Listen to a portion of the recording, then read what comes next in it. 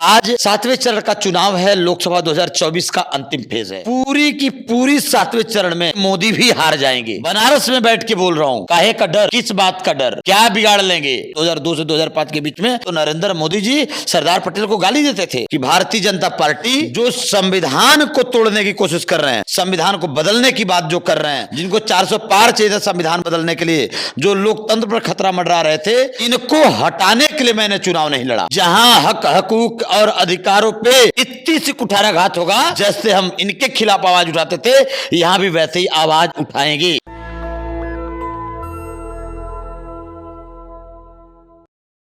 साथ सरदार सेना के प्रमुख आर.एस. पटेल हैं और इस बार ये साइकिल की सवारी भी कर रहे हैं। सही कह रहे हैं? असल में पीडीए और इंडिया की सवारी कर रहा हूं और सिंबल के रूप में उत्तर प्रदेश में जहां जहां इंडिया गठबंधन और हमारा पीडीए और समाजवादी पार्टी कांग्रेस लड़ रही है, वहां भारतीय जनता पार्टी के खिलाफ, बहुजनों के आरक्षण छीनने वालों के खिलाफ, संविधान तोड़ने का संकल्प लेने वालों के खिलाफ, लोकतंत्र को मरोड़ने वालों के खिलाफ इस देश में। तो आप बताइए ना, सरदार सेना किसका समर्थन कर रहा है यूपी में? साफ साफ बताइए। बिल्कुल इंडिया गठबंधन, पीडीए, साइकिल और हाथ के पंजा अखिलेश यादव जी के साथ हूँ। साफ शब्दों में यही है। चुनाव क्यों नहीं लड़े आप? डर गए थे आप? नहीं, बिल्कुल डरा नहीं था। एक विधानसभा चुनाव में थोड़ी आप 10,000 से हारे हैं, पहली बार चुनाव लड़ रहे थे। लोकसभा में आपको अखिलेश जी 3-3 टिकट ऑफर कर रहे थे, आपने मना कर दिया। तो सरदार सेना के लोग तो उम्मीद लगाए बैठे थे कि हमारे राष्ट्रीय अध्यक्ष लड़ेंगे। सबसे पहले धन्यवाद आपका प्रिय शंभू भाई। दो बातें क्लियर कर दें कि चुनाव नहीं लड़ने का जो विषय था, इस बार ये मन में था कि अगर हम चुनाव लड़ेंगे तो एक लोकसभा में फंस जाएंगे। उद्देश्य ये था कि उत्तर प्रदेश के तमाम लोकसभाओं में पहले इनको हटा दें, संविधान पर खतरा जो मंडरा रहा है उनको हटा लें। आर.एस. पटेल अगर एक जगह लोकसभा में फंस जाता तो जो दर्जनों लोकसभा में अखिलेश जी के साथ लगातार संविधान बचाने के लिए लड़ाई लड़ पाया, शायद वो नहीं लड़ पाता। लेकिन पिछली बार भी आपको अखिलेश जी ने टिकट दिया बुला के। इस बार वो कह रहे थे आप फुलपुर से लड़िए, मिर्जापुर से लड़िए या रॉबर्ट्सगंज से लड़ लीजिए, फतेहपुर से लड़ लीजिए। पूरे देश में, पूरी दुनिया में जो सरदार सेना के समर्थक हैं, भगवान बाबा साहब अम्बेडकर, सरदार पटेल के जो लोग हैं, वो तो कहते थे कि आपको तो संसद में होना चाहिए था। मैं अपने आपके मीडिया के माध्यम से नेशनल दस्तक के दर्शकों और साथियों को ज़रूर इत्तला कर देना चाहता हूँ और इत्मीनान कर देना चाहता हूँ कि इस बार चुनाव न लड़ने का सिर्फ एक कारण था कि भारतीय जनता पार्टी अथवा एनडीए जो संविधान को तोड़ने की कोशिश कर रहे हैं, संविधान को बदलने की बात जो कर रहे हैं, जिनको 400 पार चाहिए था संविधान बदलने के लिए, जो लोकतंत्र पर खतरा मंडरा रहे थे, इनको हटाने के लिए मैंने चुनाव नहीं लड़ा।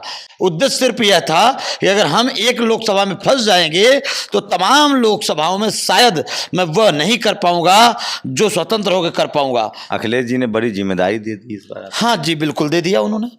धन्यवाद अखिलेश जी का भी है, क्योंकि आदरणीय अखिलेश जी ने दर्जनों लोकसभाओं में लगातार कैंपेनिंग करने के लिए कई जगहों पर उन्होंने जिम्मेदारी सौंपी और जगह जगह कार्यक्रम के लिए ऑर्गेनाइज भी कराया। उन्होंने लगातार अपने साथ लगातार कार्यक्रम में मन साझा करने का भी मौका दिया। उन्होंने कहा कि लगातार हमारे साथ आवाज उठाइए। तो निश्चित रूप से संविधान बचाने के लिए, पीडीए के मुद्दों पर लड़ाई लड़ने के लिए हम और माननीय राष्ट्रीय अध्यक्ष अखिलेश यादव जी साथ साथ रहे हैं और उम्मीद है कि आगे हम साथ साथ रहेंगे भी। क्या लगता है, यूपी पर पूरे देश की नज़र है। आज अंतिम फेज की वोटिंग हो गई है, 80 सीटें हैं इस बार। आज सातवें चरण का चुनाव है। लोकसभा 2024 का अंतिम फेज है। यूपी में 80 लोकसभा है। आज 13 लोकसभाओं का चुनाव है यूपी के। अब आपको अवगत करा दूं कि पूरी की पूरी सातवें चरण में संभावित है कि मोदी भी हार जाएंगे। संभावित है। बनारस में बैठ के बोल रहे हैं आप? बनारस में बैठ के बोल रहा हूं। काहे का डर, किस बात का डर, क्या बिगाड़ लेंगे। सरदार के लोग किससे डरते हैं? शिवाजी का खून है, सरदार का खून है, अंबेडकर का वैचारिक ये मुद्दा बन गया इस बार। सरदार पटेल के स्टेडियम का नाम इन्होंने अपने नाम पर रख लिया है। हाँ, पूरा मैं देख रहा था, कुर्मी समाज और खासकर बहुजन समाज से नाराज था। बिल्कुल मुद्दा बन गया। असल में मोदी जी के स्टेटमेंट को शायद हमारे लोग पहले नहीं सुने। मोदी जी ने बहुत पहले कहा था कि सरदार पटेल कौन है। वो तो जब लोकसभा का चुनाव लड़ना हुआ 2014-13 में वो कहने लगे कि मैं सरदार पटेल का चेला हूं, लेकिन 2002 का इतिहास उठा के देखिएगा, 2002 से 2005 के बीच में तो नरेंद्र मोदी जी सरदार पटेल को गाली देते थे। डॉक्टर साहब, क्या बैकवर्ड समाज एकजुट हो गया इस बार संविधान बचाने के लिए, आरक्षण बचाने के लिए? डेफिनेटली एक तरफा इंडिया गठबंधन और अखिलेश जी ने जो नारा दिया पीडीए का, इस पीडीए के मुद्दे पर सरदार सेना साथ खड़ी है। क्या लगता है अखिलेश जी ने जो चुनाव में जब पूरा बैकवर्ड उनके साथ है, सरदार सेना साथ है, तो आपकी जिम्मेदारी रहेगी कि उनको उनके हक अधिकार भी बचे? 100% होगी। जहां भी कहीं गलत लगेगा निश्चित रूप से अखिलेश जी से हमारी सीधी बातचीत होती है, साथ बैठते हैं हम लोग, लगातार फोनिंग डिस्कस होती है, बहुत सारे चीज़ों पे राय मशवरा भी होता है। तो हम लोग निश्चित रूप से, और अब जो एक र्यूमर अखिलेश जी के खिलाफ बनाया जाता था या बनता था, मैं विश्वास दिला दूं इस बार की लोकसभा में अखिलेश जी ने जितनी बेहतरीन भागीदारी दिया है। कितने टिकट दिए हैं आपको? हमको मतलब खाली कुर्मी समाज की बात करते हैं तो डॉक्टर आर एस मतलब केवल कुर्मी समाज नहीं होता। मैंने वो नहीं कहा, मैं एक बात कह रहा हूँ, कुर्मी समाज को कितने टिकट? पटेल समुदाय को इंडिया गठबंधन के तहत 12 सीटें, यूपी में एक कांग्रेस ने दिया और 11 अखिलेश यादव जी ने, समाजवादी पार्टी ने, पीडीए गठबंधन ने दिया है। और आजाद भारत में पहली बार ऐसा हुआ है, मैं आपको बता दूं, पहली बार ऐसा हुआ जिधर एक तरफ से 12 लोकसभा की सीटें, लगभग 18% सीटें पटेलों को मिली है यूपी में। लेकिन डॉक्टर साहब, पूरा देश, नीतीश जी की जो हालत हो गई है आप देख ही रहे हैं, किस तरह से उनको घेर लिया गया है। अब कहा जा रहा है कि हो सकता है वो इंडिया गठबंधन में आ जाए। अब देश आपकी तरफ देख रहा है कि आर.एस. पटेल, नीतीश जी के बाद आर.एस. पटेल। देखिए, नीतीश जी हैं, आर.एस. पटेल है।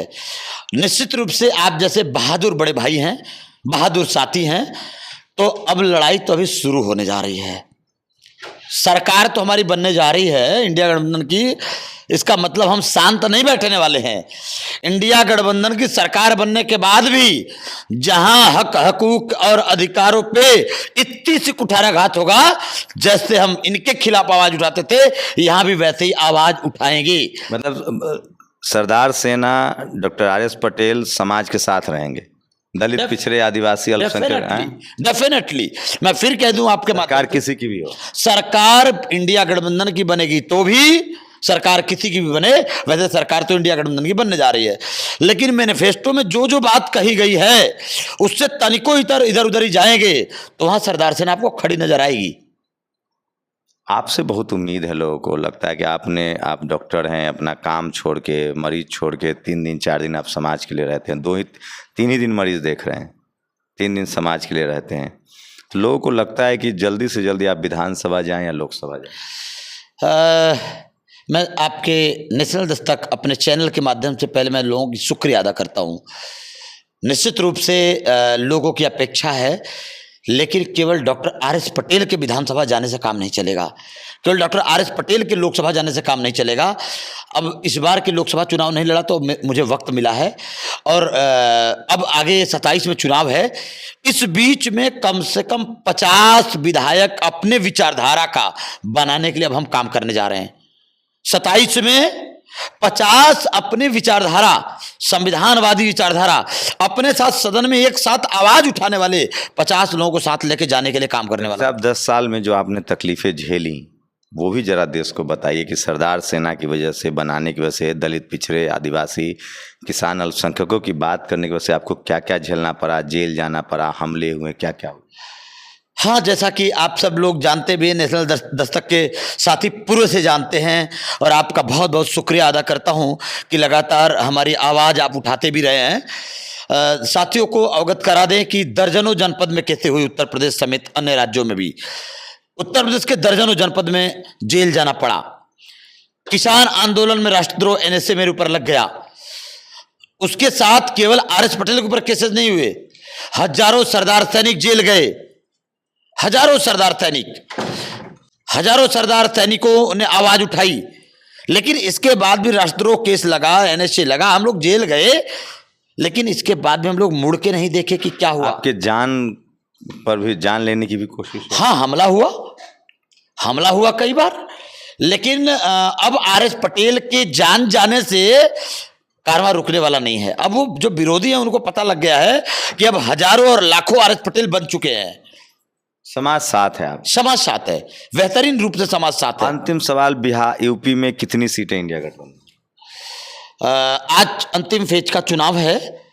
आज के चुनाव के जोड़कर सारे सातों चरणों को जोड़कर हम देखेंगे तो जहां तक हमारी समीक्षा है और मेरा आंकड़ा है, इंडिया गठबंधन 40 प्लस सीट ये 2024 के चुनाव में 4 जून को जो रिजल्ट आएगा उसमें 40 के आसपास हमारी सीट निकलने जा रही है। तो सोचिए, अभी देखिए, आंध्र प्रदेश में, तेलंगाना में एक दलित कांग्रेस के दलित नेता की हत्या हुई। अगर आप इस देश में दलित हैं, पिछड़े हैं, किसान, आदिवासी, अल्पसंख्यक हैं, तो आपको आर.एस. पटेल बनने में बहुत वक्त लगता है। और उसके बाद आर्थिक पक्ष है, आपके पास पैसा नहीं है, आपको कमाना भी है, परिवार भी चलाना है, समाज भी देखना है, और जानलेवा हमले भी होते हैं। डॉक्टर साहब पर भी हमला हुआ, जेल भी गए, लेकिन सरदार पटेल के विचारों पर काम करती है। और उसके विचार हैं, जैसे बाबा साहब और सरदार पटेल संविधान सभा में एक साथ खड़े थे, उसी तरह से डॉक्टर आर.एस. पटेल की लगातार कोशिश है पिछले 10 सालों से, तो मैं जान रहा हूँ, जब से नेशनल दस्तक चला रहा हूँ, कि दलितों के लिए, पिछड़ों के लिए, आदिवासियों के लिए, किसान, अल्पसंख्यकों के लिए आर.एस. पटेल ने वो तमाम तकलीफ़ें उठाई हैं जो एक बहुजन को उठाना पड़ता है।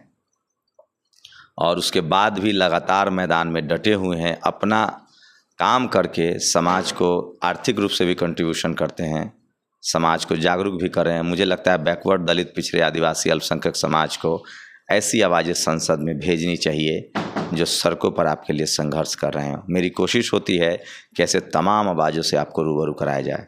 शुक्रिया डॉक्टर साहब अपना कीमती समय देने के लिए। शुक्रिया। Shambhu Kumar Singh, national Dastak, Varanasi, UP. National Dastak की आपसे गुजारिश है कि अगर इसको बचाना चाहते हैं तो नेशनल दस्तक को सब्सक्राइब करने के लिए रेड कलर के सब्सक्राइब बटन को दबाएं, फिर बेल आइकन की घंटी दबाएं। नेशनल दस्तक को बचाने के लिए बहुत जरूरी है कि हर खबर को शेयर करें, लाइक करें, कमेंट जरूर करें।